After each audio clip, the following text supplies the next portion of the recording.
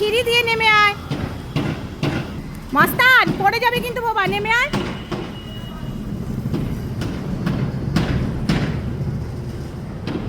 নেমে এসো।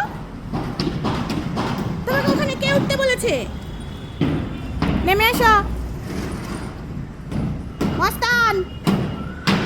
কি দুষ্টু। আমি খাওয়াতে এসেছি আর এরা আমার পেছন পেছন চলে এসেছে। চলে আয়, নেমে আয়। এই যে নেমে আসছে, এই যে দুই শয়তান।